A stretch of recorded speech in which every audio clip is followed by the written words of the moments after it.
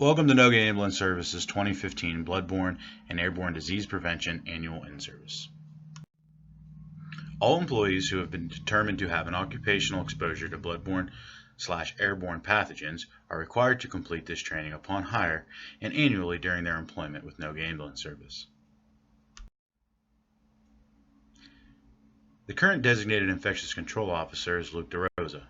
For additional information on the plan, questions, concerns, exposures, please contact him. The written plan itself is located at all stations in the SOG binder and is available at any time to employees. You may also contact the HR office for additional copies. The big three bloodborne pathogens are hepatitis B, C, and HIV. However, there are other diseases that can be transmitted via human blood, such as syphilis and malaria. These diseases are rare, however, the threat potential is still there. HIV is the virus that leads to AIDS.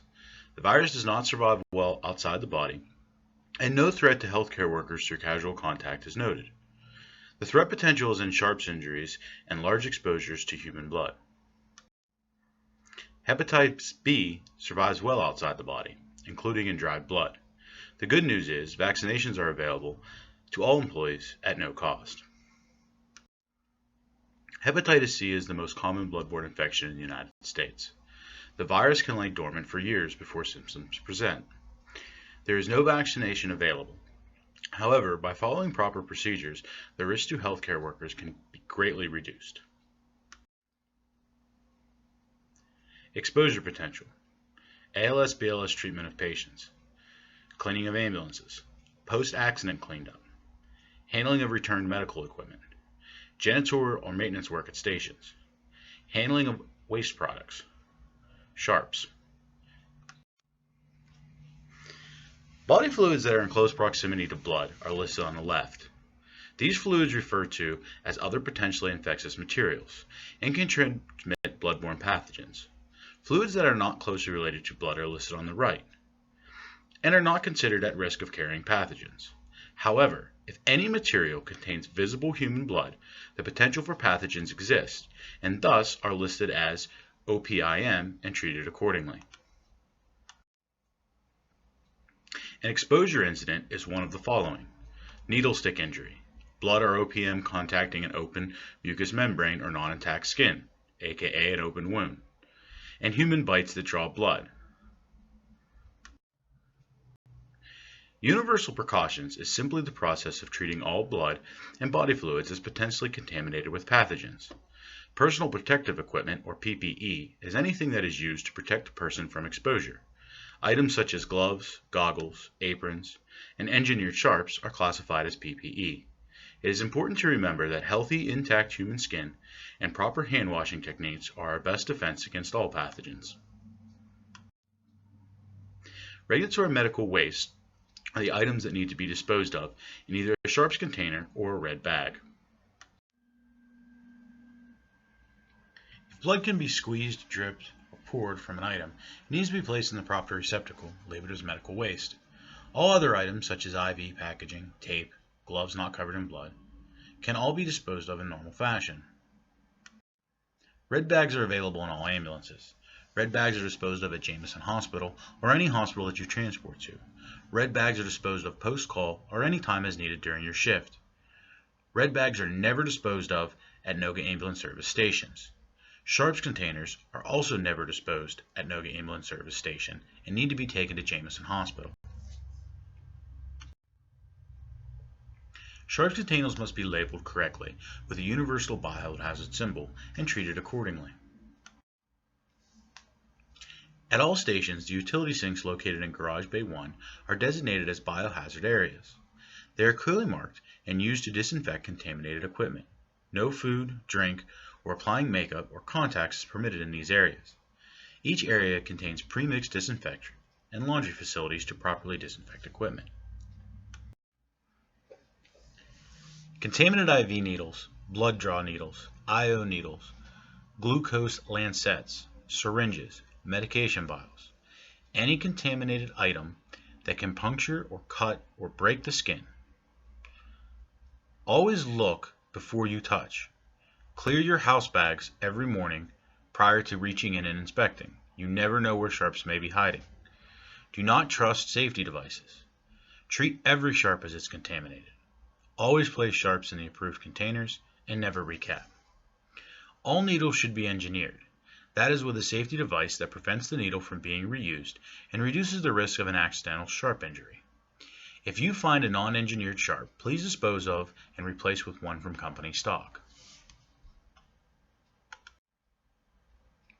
It is very important to ensure you fully engage the safety device on all needles. By not completely locking out needles, you're creating a non-engineered sharp with the potential to harm yourself and partners. Even when used properly, engineered sharps can still cause needle stick injuries. Please be responsible when using and disposing of them. In the event of an exposure, you must immediately notify your supervisor. The company's infectious control officer, along with the receiving sending facility's infectious control officer, will be contacted to provide additional information regarding your post-exposure medical evaluation and treatment decisions. Hepatitis B vaccination is provided to all employees at no cost.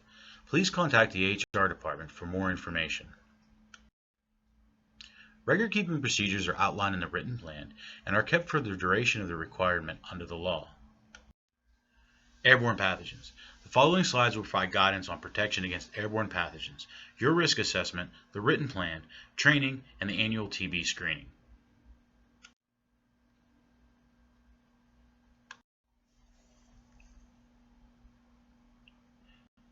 An airborne pathogen is a virus or a bacteria that is carried in droplet form through the air.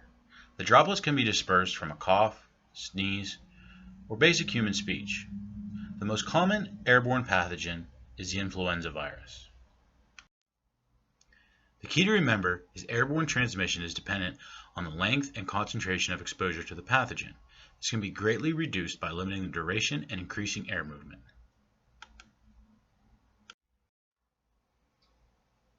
When patients present with the following signs and symptoms, employees should take airborne precautions.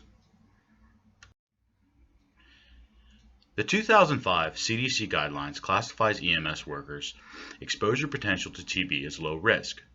In our response area, the number of TB cases is very low. It is worth noting that TB cases in PA are increasing with populations with individuals born outside the United States. However, Lawrence County is not seeing an increase of foreign-born individuals moving into the area. Nevertheless, employees should use precautions with patients born outside the U.S. presenting with signs and symptoms of respiratory illness.